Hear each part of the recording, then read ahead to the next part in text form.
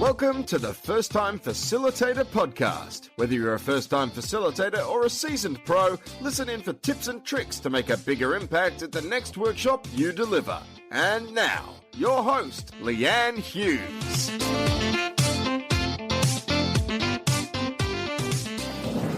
Welcome to the show. I'm your host, Leanne Hughes, and I'm here to help you design fast, deliver strong without stress.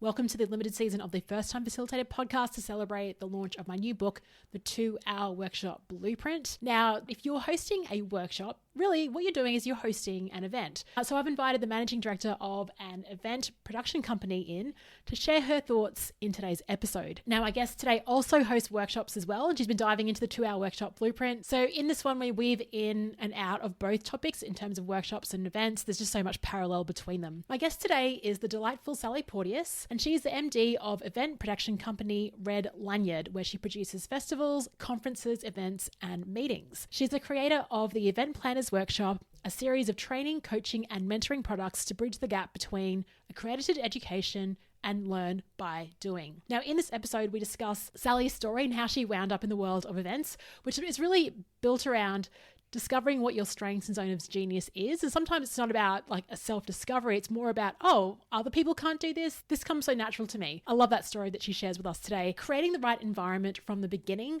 of your events and workshops, how you can get inspired by simply sitting at a shopping center, or if you're in America, just sitting at the shopping mall and just observing what actually goes on. So some good tips from Sally on that, as well as a really powerful question or a sequence of questions to end your workshop that really takes the pressure off you having to like run around and try to get people to embed what they did. It's very powerful and all about that co-creation.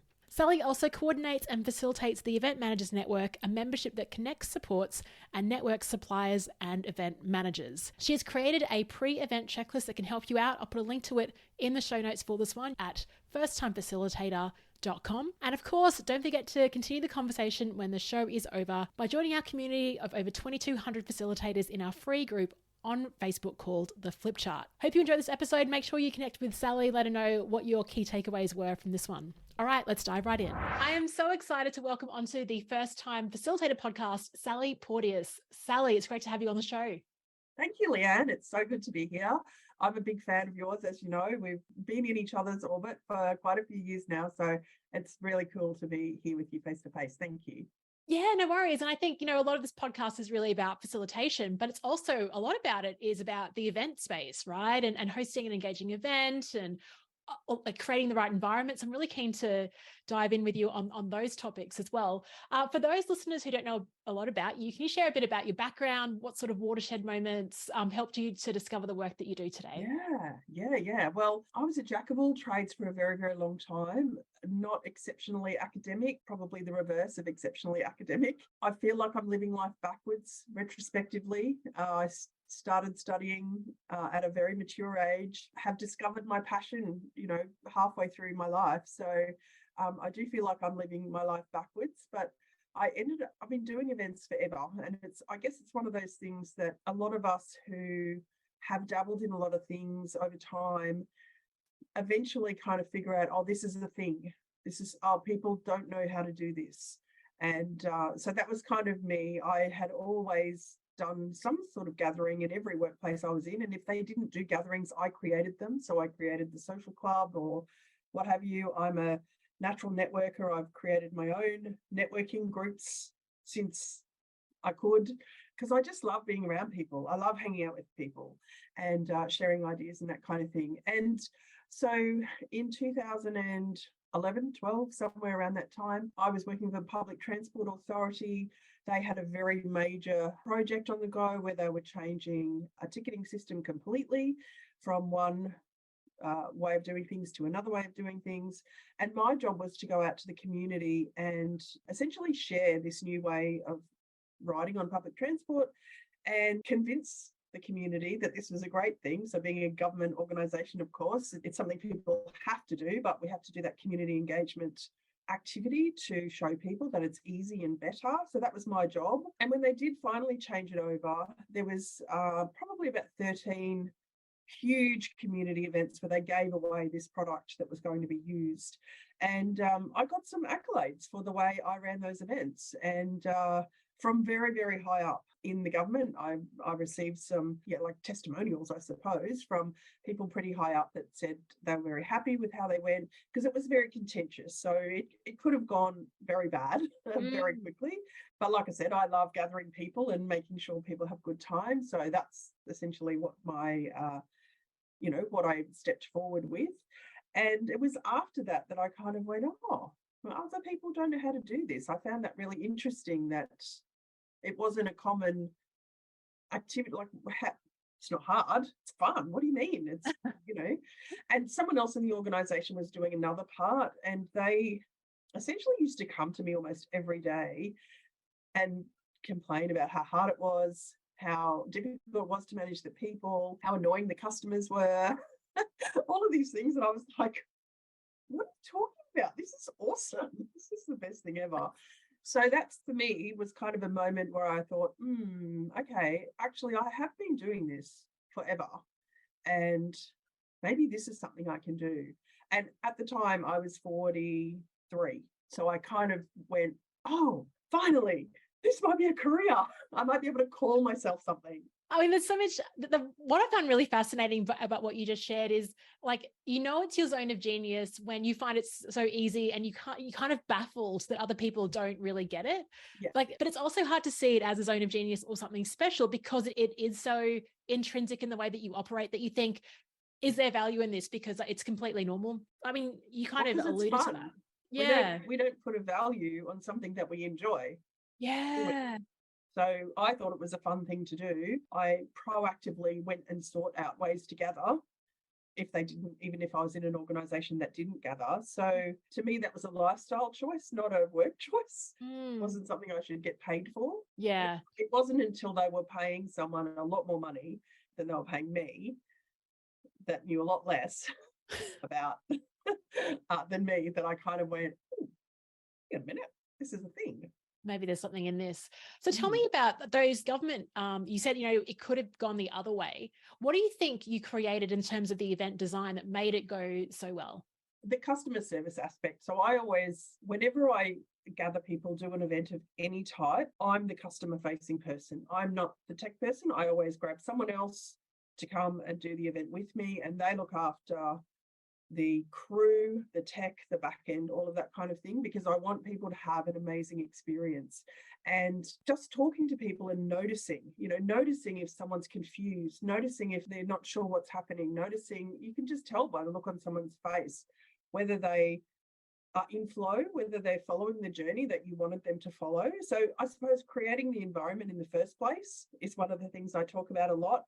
The journey begins, in registration, as we know, and I know you're a fan of Priya Parker's Art of Gathering. I'm a huge fan of that book as well. But where we begin that journey, so she talks about the priming and the pre-event side of things. But if you can't get your head around that, get your head around when people arrive.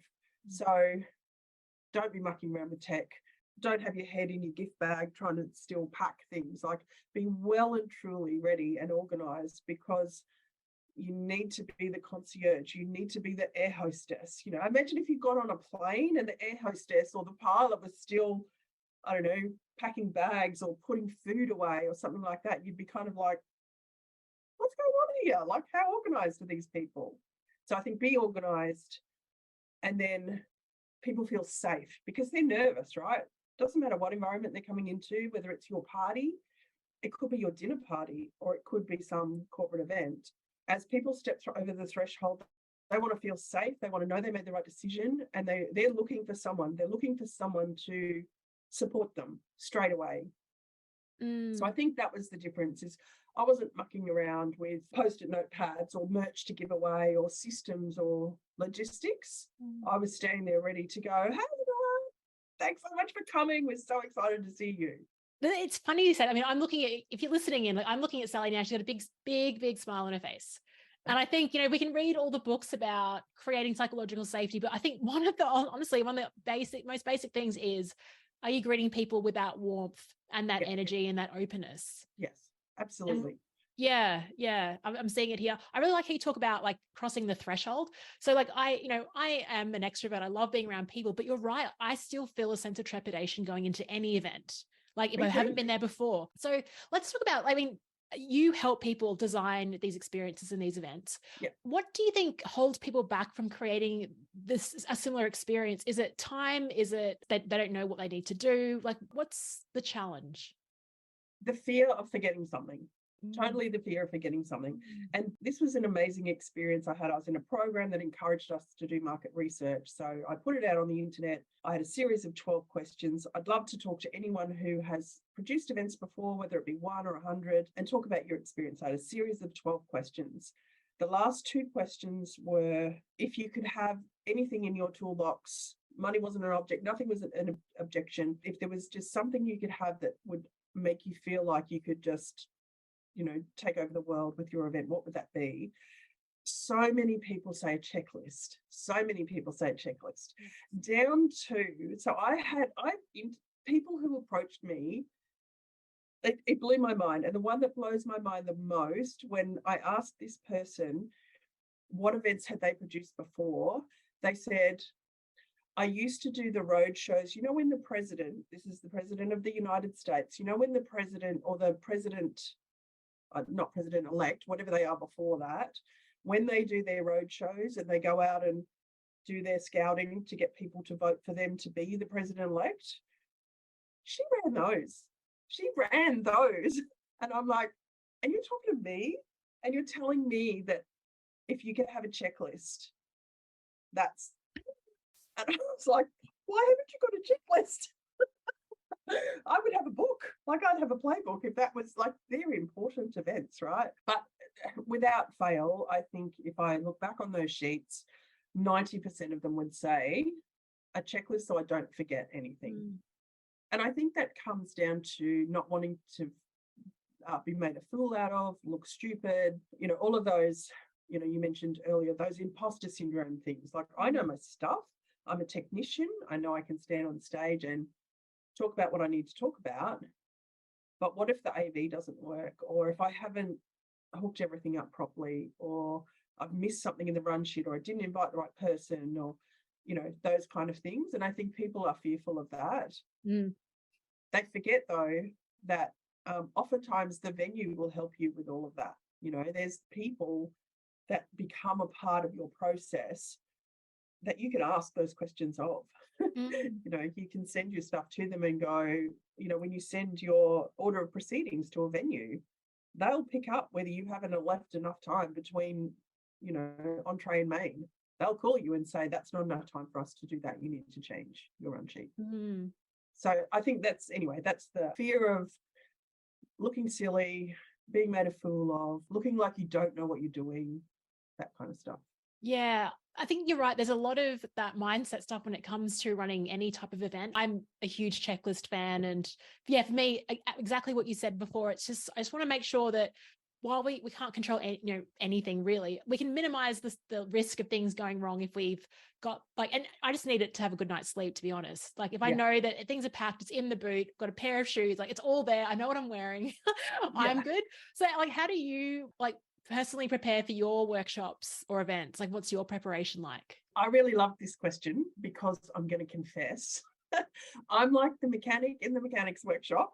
My car runs terribly. I am the day before kind of person. I'm seriously, because I only do workshops that are the stuff that I do. So I'll just caveat that I talk about the same thing and I'm delivering the same knowledge to different groups of people. So it's always pretty much all in the same box. So I'm not doing my client a disservice by only looking at their stuff the night before. But I am a wing it kind of person. Like I speak better that way. I present better that way. If I'm trying to follow a script or a program, I'll forget something or it'll end up out of order because I've sort of winging it over here, but then I'm trying to follow an order of proceedings over there. So, however, ta-da! This book, your book, the 2-Hour Workshop Blueprint, has been a game changer for me. And I'm just going to show another book here. So these are actually, and I posted this, and you know that I posted this because my when I read a book, I tend to highlight. I like to write all over my books. I don't give them to anybody else. So I highlight all over them and I write on them. And when I do that, I corner the page because I think I'm going to want to go back there. I want to remember what I did. Almost every page in your book so far is cornered. So that strategy is not going to work for me on this particular occasion.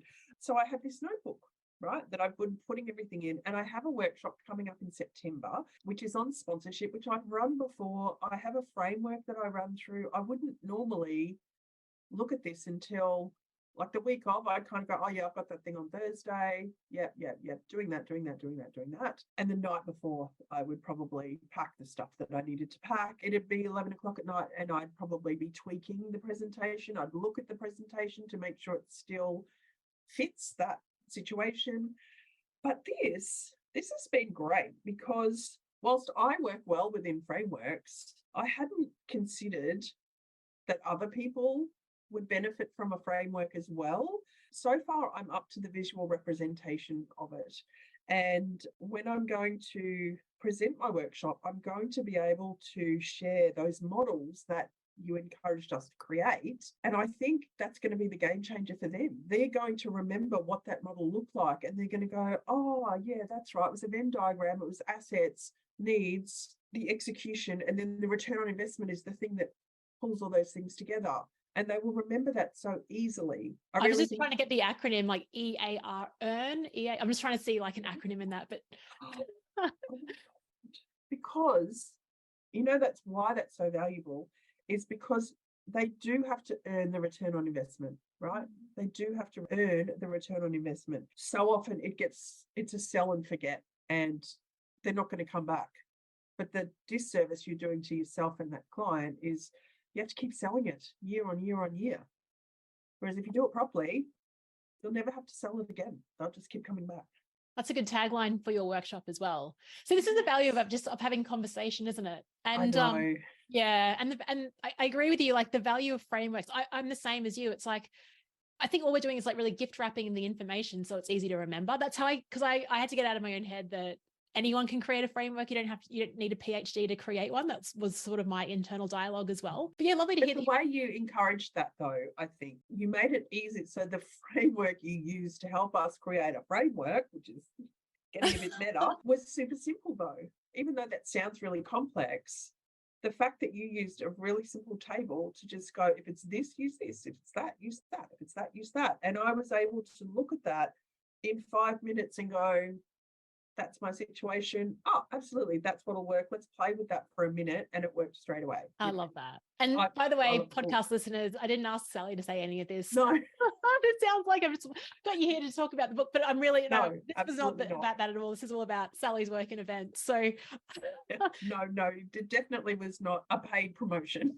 Oh, you're embarrassing me, but thank you. I mean, I love that. I love hearing the impact this is having. In terms of events, like, are there any sort of stories, like the favorite event that you've helped to deliver and like what you think made it so magical? Is there any like sort of standout event from your career that you've worked on? Oh, so many. I think the one that was probably going to be the hardest. So I think the most satisfying event I had was probably my first one after rebranding. So when I first decided I was going to be an event planner, I spent a lot of time in festivals and music. So I'd left the music industry as a promoter, but that industry is a bit of a drug and I wanted to stay in there. So I decided I'd launch a merch company and sell band t-shirts. That lasted about 5 minutes because I had no relationships in China. I had no idea how importing and the world of t-shirts and all that kind of thing works. So that lasted 5 minutes. But I think I'm just a jump-in person. So if it floats my boat straight away, if I love the person and I love what they're talking about, I'm like, I'm in. Let's figure this out. Let's go. And so the very first major event I did when I did a rebrand and decided I can't do festivals and music anymore because I'm not making any money, I need to do corporate events first, was actually a street festival for a business group in a precinct in Brisbane. And they wanted to remind the community that there was this little village here of businesses, and they wanted to remind the community to come back and shop in this community. They expected to get up to 1,000 people to come to this event. And they had some fairly audacious goals with it, but every week we just killed it. Every week we just locked in and locked in and locked in, and 5,000 people came to this event. And it was 100% community based. So at the beginning, all of the businesses were like, we're not interested, we're not opening. So the whole community engagement aspect of getting them on board was successful. They all opened and had a booming day. All of the stalls, so like as we do at all community events, we have market stalls. Every single one of them had to be local. Mm-hmm. So we had drawn a postcode, a perimeter basically, to say only people within this postcode can come and sell here in whatever form that they want to sell, whether it be a coffee cart or a stall or something like that. But on that day, just seeing that community on that day and 5,000 people show up, which we didn't tell Brisbane City Council that many people showed up. Because we would have needed a whole bunch of other licenses if we'd have known that many people were going to come. But we did have traffic control and, health and safety and all of those proper things in place. But I think that was the coolest thing, seeing that community and seeing people see each other when they arrive, going, oh my God, you're here too, and seeing families get together. And I love that kind of thing. I love connecting people together. Yeah, and I think a lot of listeners on this podcast, I mean, I'm in the same boat as well. Just like that's the reason I picked this sort of career is that connecting part. You said that that's 5x what you anticipated and what they were expecting. That's phenomenal in terms of the attendance. But like, I mean, I'm so curious. Like, how did you get? Like, did you individually walk up to businesses? Were you advertising on Facebook groups? Like, what was that approach? I mean, would have been. I imagine it was like a multi-pronged. So we had an amazing volunteer PR person who lived in the community. Yeah, so okay. Again, it was about going out to the local community and going, can you help? Who's here? What do you do? What skills can you bring to this? So there was someone who lived there who had a PR company and they were amazing at PR. But we letterbox dropped. So we grabbed volunteers and me and we went in and dropped, like literally walked the streets and letterbox dropped every house with the opportunities that were available. Because at the time, so that was 2012, home-based businesses were really only just taking off. The whole selling from home and, importing and selling and all that, people working out of their garages, that was only just sort of starting to build momentum, but it was still a bit hidden. So it was about going out to those people and going, we know you're selling from your garage. Do you want to come and bring it out here? Do you want to come and sell it to the rest of the community? So letterbox drop. And yes, I went and visited the local businesses for about 4 weeks in a row to just go and sit in their business, shop in their business, spend time in there, just keep talking to them, even the ones that were like super duper resistant. How can I help you be open? Oh, it's not worth it. We can't afford to pay people, blah, blah, blah, blah, blah. Well, how can I help you do that? So I really invested in, because if they didn't open, it just, to me, it was just against the whole point of the activity. So even though there was a local business association, you've always kind of got those fringe businesses that are anti what's happening. Yeah. So, and I guess that probably goes back to the public transport thing, and why I love that so much is because I love convincing people that something's good. So when someone goes, that's a bad idea, I'm like, let me show you that it's not. And how do you, I mean, because like a lot of us want that superpower. Is it because, are you naturally just curious? Are you talking, because I think, are you talking about what's in their self-interest, or are you just so passionate about it that is contagious? I know it'll work for them. Yeah. I knew if they didn't open on that Sunday, they wouldn't get the follow-on either. Yeah. And we know in shopping centres, even today, like when you go to a shopping centre today, if they're not made to open on a Sunday and only 1 or 2 shops are open, it's dead as a doornail and you're not really going to go back there. I look at everything like shopping centres. Yeah, I everything is framed in my mind as if I'm a customer in a Westfield or something like that. It's like, how do I walk in? Which way do people turn when they walk into a shop? How do they navigate a shop? That's a really interesting metaphor. I mean, I think we can apply that to the workshop experience as well. Like, and you had even parking, like how easy is that? Yeah. There's a grocery store down the road from me. I just hate going there because the parking, there's a line in a Jimmy Barnes song. He said, car parks make me jumpy. Like this car park makes me really really jumpy. So, Yeah, I'm like that when I go to Sunnybank. yeah, that's right. Yeah, That's yeah. right. Yeah. It's So, crazy and busy. But yeah. I just think they have invested billions of dollars in researching the customer experience. So go sit in a shopping centre for half an hour in a coffee shop and don't look at your phone. Just watch that shop over there, like watch H&M or one of those big brands, and have a look at how they've designed it and notice what people do. And you will notice people walk in and they turn left. They navigate, and you will start to see how they navigate the store. And you can create your event in the same way. You direct people to where you want them to go. Interesting. That's a really good, actually, yeah. I mean, if anyone listens to this and ends up sitting in a shopping center, take a photo, Yeah.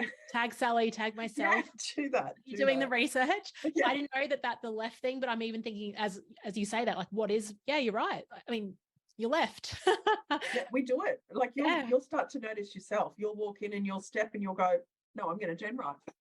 Yeah, I'm going to be a rebel. Yeah. So, I mean, events like, I mean, when we're a workshop host, some of us, we're solo operators. So we're facilitating, but we're also setting up, we're also doing the tech and everything else.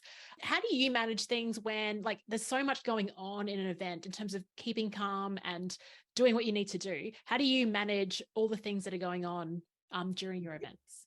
Well, the venues then help you for starters. So typically we're in spaces where there is at least one venue staff member that can help you out. So as far as the hospitality, so be prepared, get there super early. So I do an event, for example, that starts at 11:45. I'm on site at 9 o'clock because I want at least 45 minutes, if not an hour, before doors open, before people arrive, to just chill for a second, because everyone arrives at once and you want to be calm and you want to be able to be welcoming and relaxed as people come. You don't want to be running around like a mad idiot, because you're just going to transfer that energy onto them.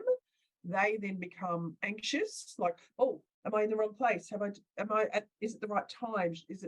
Am I at the right door? So you want to make sure that when people arrive, they feel in control like you are. So to do that, just have plenty of time. Like, don't rock up half an hour beforehand. Don't rock up even an hour beforehand. Give yourself as much time as you can. Try and get access nice and early to the venue and be set up, at least an hour beforehand. As far as if you can get someone to come and help at the welcome desk, I highly encourage you to do so. Even if you just jump on Airtasker and grab, someone for a couple of hours, just to do that welcome part that goes, hi, you're in the right place. Here's the materials that you need. Help yourself to some refreshments over here. And you, as the facilitator, are over there where the refreshments are, talking to people. Because that's where your relationship building and your connections already start, if they haven't already started in the preamble, obviously. But I see this so often at things like sales seminars. You've been invited to something for free and someone's going to pitch you a product, but it's a free workshop of some sort. And people do it online as well. They don't jump online early. They're not in there 15 minutes early having a chat to people. They rock up on time. But that's when you're going to get the stories that you need to have the conversations in your event, your facilitation, or whatever else it is that you're doing. And that's how you'll be able to go, I was just talking to Joe earlier who told me this story about blah. If you're mucking around with the tech, and tech's not hard today. Tech is not hard. I think if it's something you struggle with, get someone to teach you. Just get someone to go, like you could call Computer Geeks or something like that, and just say, I do presentations, once a month. I need someone to come and show me how to hook my laptop up to a projector and screen. Most of them are generic, like they're super easy. So then that person will say, for your laptop, here's your laptop, you need this cable and this cable and this one, and I would take that one just in case. Yes. And then you can get them to do you a checklist with pictures, right? Take a picture of your laptop ports, even the ports on a projector, and just get it done super early. Get it done super early. But I will say, in terms of AV, I don't think I've ever been to a presentation where what is being shown on the screen is critical to the outcome I'm going to get. So if it doesn't work, it doesn't matter. Yes. Like, Yeah. don't, if it's taking you more than 5 minutes to fix it, drop it and just get back to presenting, because you'll lose people unless what you're showing is absolutely critical. And I would be very surprised, unless you're a doctor and you're showing a medical procedure on a video and it's saving someone's life. I don't think what you're presenting is critical. Yeah. And I think you're right. But what you spoke about before in terms of like the whole, like, if you're an expert, you can wing it because you can be in that sort of flow. If you're sort of wedded to the technology and what you have to show, that's kind of, it restricts your freedom. Yeah. In terms of that presentation as well. And I mean, something I even wrote about is like, let's break that assumption that a workshop equals a PowerPoint deck. It actually does. Let's break that. Yeah. The only reason I use it now, so I do this workshop on taking your event from idea to launch, and the only reason I use it now is because I frame up what I want people to do, and then I have a basic version of that question on the screen. So if they've forgotten the task, they can look at the screen and go, oh, that's right, I was meant to be focusing on this. Yeah, okay, so they know where they're meant to be in that order. In terms of your workshop, do you have a favorite sort of opening or energizer welcoming activity that you run? Well, it depends how many people are in it, because people are coming to mine with something in mind. So they're coming, they want to do something, they want to create some sort of change. The challenge I have is I get really into what they're doing. So I tend to ask the person, I ask the room, let us know what your name is and what it is you want to create. So just in a few words, let us know what kind of gathering are you here to brainstorm and that you want to create.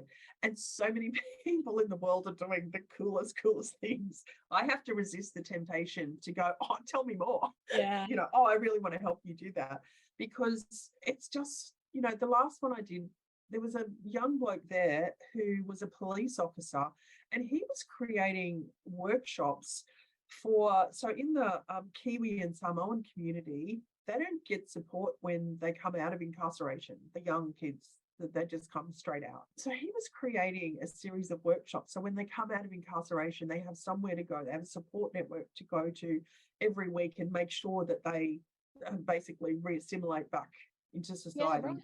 And I just thought, oh my God, this is amazing. Can I help you do that? And I wanted to hear more about it. So my tactic is essentially I get people to go around the room, say who they are, but then I also have a closeout activity as well. And this is something that I learned at university, and I think Michael Donovan as well, I think. Oh, well, you should know him. He's amazing. But I should know he used to run this activity as an opener when we would go into a lecture. And it was basically, how good was your week? What happened in your week? But the two things that really resonated with me was, what do you need help with and who can you help? Those two things. And they were at every lecture, so it made you think about other people. And so now what I do at the end of the workshop, given if there's time, now that you've heard everybody in the room, is there anyone you want to connect with who can either help you or you can help? And I get people to go around the room and say, I still need help with X, or, hey, that thing you're doing over there, I'd love to help you with that. I love that. Yeah. Because, most of the stuff the workshops I'm doing, they are community-based things people are doing. But even if they're not community-based, they're still groups of people gathering to give a transformational experience to someone. So. Yeah, and I think what I really love about that question, so thank you for sharing that, because I'm totally going to steal it or even adapt it. And I think listeners will be like, wow, what I love about it, because a lot of, when on this show, I've asked previous guests sometimes, like, how do you embed the learning? And something I talk about is it's really out of our control. Once people have left our workshop, we can plant seeds, we can do what we can to try and help them to do the thing and take action, but we're not there to be over their shoulder and do that. But what I love about this question is it connects people within the group to help embed it and buddy up and take it forward. I think that's the real strength of that question, is it puts it shares that accountability. And if they're not comfortable doing that, so the one sheet that's at the end, and this is the beauty of what Michael did at the end of, so we did a program together, and when you presented what you did. And so I get people to present, as long as there's time. I also get people, after I've gone through our exercise, if they're comfortable doing so, I get people to stand up and present, because the exercise I do is essentially getting your ideas and putting it in boxes so you can tell the story. Because when you need to get support, funding, tell someone about what you're doing, if it's a creative enterprise, we're often going all over the place when we're sharing what it is that we're doing, and people are like, I don't understand. What is it? Who's it for? So this exercise helps you put it in boxes to go, here's what I'm doing, why I'm doing it, who it's for, how much it's going to cost, where it's going to be, just boom, boom, boom. So when you find yourself in front of someone who's a potential funder or supporter, and they go, so what are you up to, Leanne? What are you doing? You can go, well, I've just got this book and I've written this book for these people, and I'm going to do this book launch, and here's where I'm going to do it and why I'm going to do it. And this is what's going to happen for people when they get there. So you can just kind of roll that out super quick. So I get them to stand up at the end, present that if they feel comfortable to do so. And then I get the rest of the group, and this is the beauty of what Michael shared with us, the rest of the group gives their feedback, and it's a form. I'll send it to you, I'll give it to you so people can download it. I created a form, and it's basically, here's what I think is amazing about your idea, here's what I think you could explore a little further. So it's in kind words. And there's a couple of other things on there that I can't remember off the top of my head, but I've still got mine from 10 years ago. Wow. 10 years ago I did this workshop with him. And the value of what people gave back to me, you don't have to put your name on it. It can be anonymous, but you walk out of the room with however many people are in that workshop with their feedback going, wow, that's amazing. Okay, that's what people thought I said. Yes. And I mean, it's just magic because it's not magic, but it's immediately applicable and helpful and useful. And plus, well, tick, tick, tick.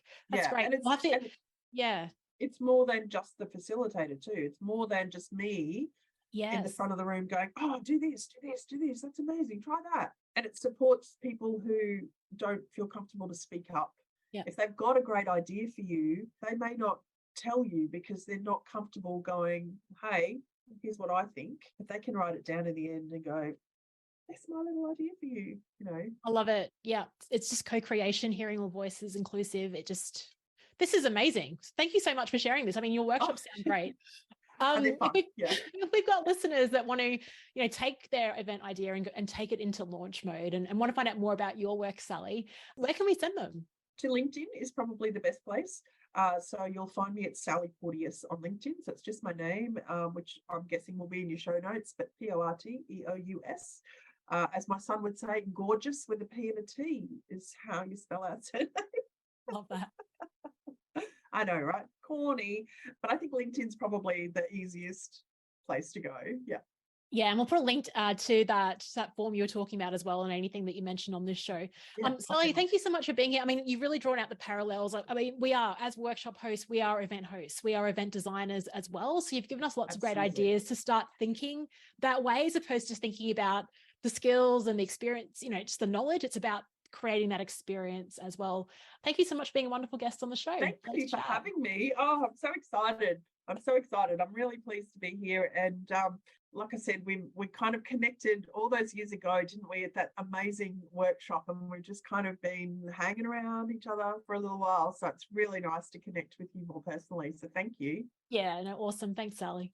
And look, anybody can chat with me at any time. Send me a message. I'm on your flip chart group on Facebook as well, so people can find me on there and ask me any questions about how to design stuff, create stuff. Wow, what an offer. Thanks so much, Sally. Thanks, Leanne. Okay, bye.